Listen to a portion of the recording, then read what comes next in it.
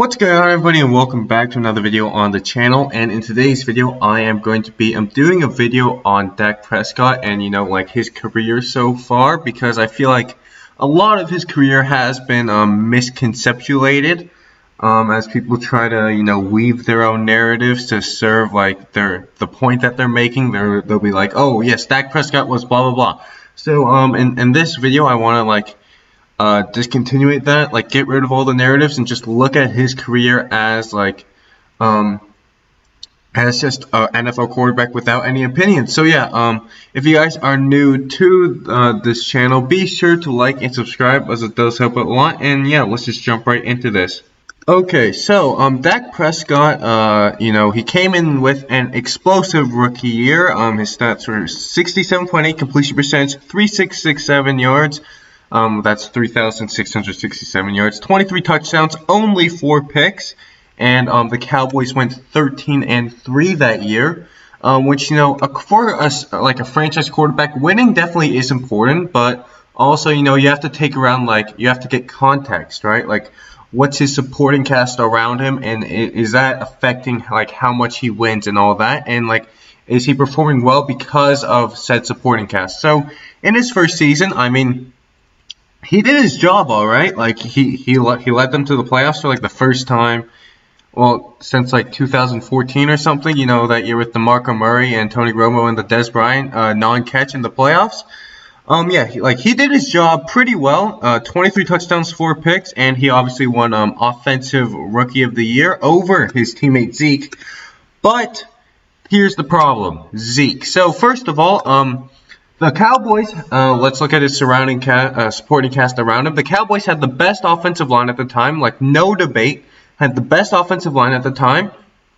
And they also drafted, a running back, I think, in the top 5 or top 10, which was Ezekiel Elliott. Now, Zeke had a pretty monster year, led by, him being such a great running back, as well as his offensive line being really good. Yeah, so Zeke, he had a decent year, 1,631 yards, 5.1 yards per carry, and 15 touchdowns. Yeah, I'd say that's I'm just kidding. That was he probably was definitely the best running back in the NFL last season. Or no, not last season, in the 2016 season.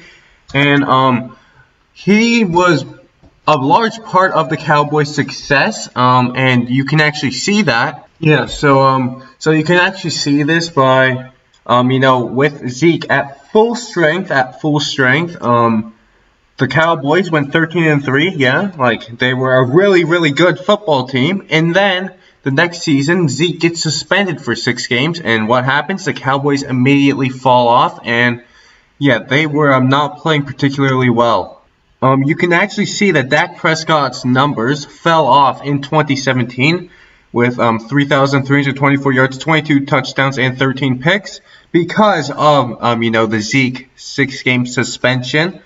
Now, this isn't a bad thing, It's obviously, if you're a young quarterback, you're obviously going to rely on your supporting cast and most definitely your running back. And when your running back gets suspended for 6 weeks, obviously you're going to do worse. But, he threw 9 more picks and 1 less touchdown and 300 less yards in that season with a 5 less completion percentage. So yeah, his numbers took a drastic dip there. And well, most of it was because Zeke was out for the first 6 games, and that definitely had an impact on him. So in 2017, I believe the Cowboys did miss the playoffs, as that was the year that the Eagles, I think, won it all. Could be wrong on that, but yeah, I'm pretty sure. So yeah, the Cowboys missed the playoffs that season. So we saw that Dak Prescott can't carry his team, which that's fine. He can still be a game manager, at least early on in his career. But yeah, he can't carry his team to the playoffs without Zeke.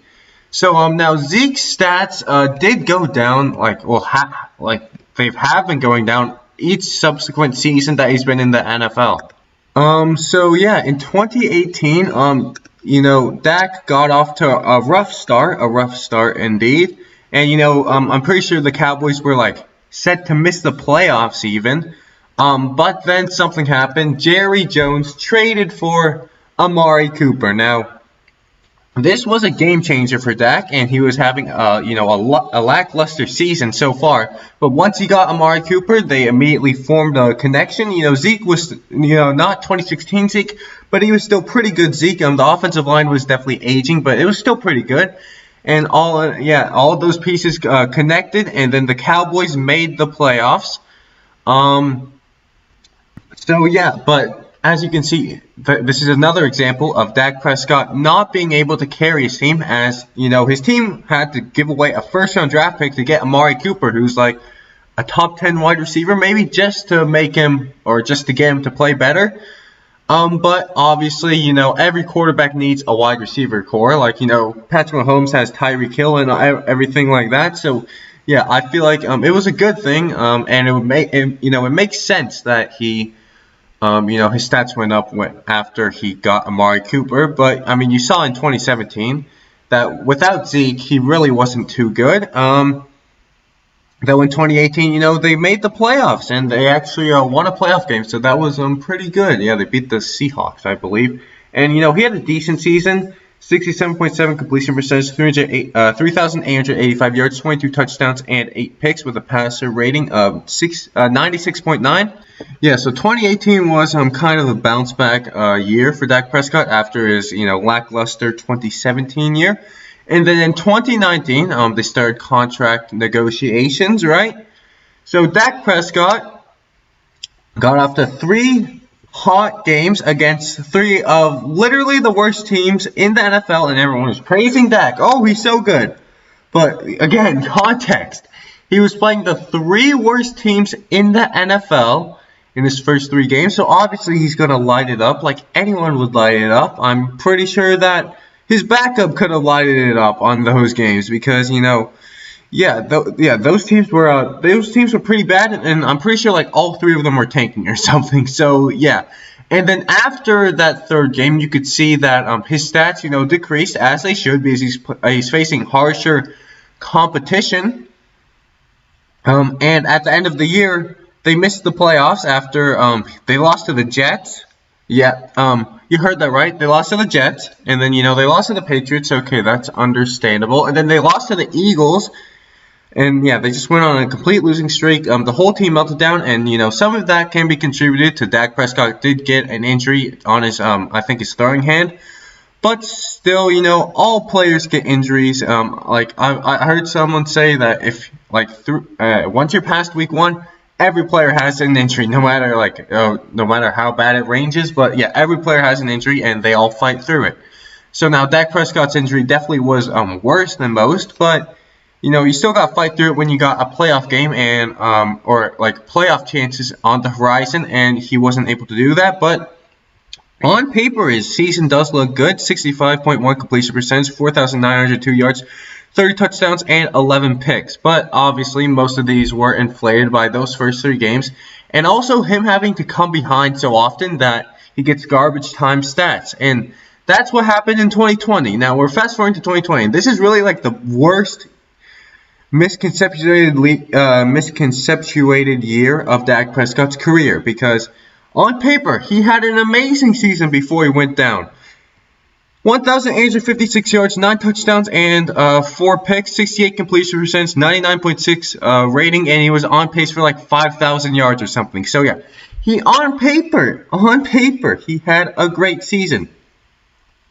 The problem is, not everything can be seen in the stat sheets, and in his first game, it was actually a close game. So I'll give him that. It was actually a close game against the Rams that came down to like a final pass interference call or whatever. So yeah, that was a close game. He deserved every yard that he got there. In the second game against the Falcons were winning by like 28 points in the first quarter. So garbage time, and garbage time. So no wonder he threw so many yards. And then, yeah, they got blown out in the next week. Yeah, they got blown out in the next week again. Well, they didn't really get blown out, but, they got, they got outplayed by the Seahawks, who were, again, leading by so much. And then the Cowboys, found their way to clog their way back into it somehow, some way. But again, it was all garbage time, and then against the Browns, again, another garbage time where the Browns were winning like 49 to something, and then, Dak Prescott clawed his way back with garbage time points. But it's, you see what I'm saying? It's easy to get all of these yards in garbage time because you're literally not running the ball because you have to come back from so much that you have to throw it, so they're throwing it every single play, which inflated his yards. And I feel like most people were acknowledging that in the first 4 weeks of the season. But then, after Dak Prescott got injured, everyone was feeling bad for him, which, yeah, it was a gruesome injury and all that. But just because he got injured doesn't mean that you should change the narrative around him and, change your opinion on him because he got injured. You're misconceptuating the facts that he got all his yards in garbage time. And then, just because he got injured, everyone feels bad for him, so they're saying, oh, he had a historic season, which, he did have a historic season, but it wasn't because he was, that great of a quarterback. It was because they were losing by so much every time, and his defense was so bad. So, yeah, I just feel like that, needs to be said. Okay, the 2020 season, he got all those garbage time stats. Garbage time stats do not equate to good quarterback play, and they don't equate to wins because you're already losing so badly, and if you're getting so many garbage time stats, that means that you're not winning a lot because you're in garbage time. So, yeah, I don't know, and I just feel like people forget that, or they just choose to ignore that because he got injured, which is yeah, he got injured, but you should still look at the facts like they are facts. And I know I'm going to get a lot of hate for this from Dak Prescott fans, but I'm just speaking the truth. So, yeah, I mean, you got blown out in 3 straight games. Obviously, your quarterback's going to have a lot of yards. It's just common sense. But anyways, that is going to do it for today's video. I hope you guys did enjoy, and if you guys did, be sure to like and subscribe to the channel. See you guys in the next video. Too easy!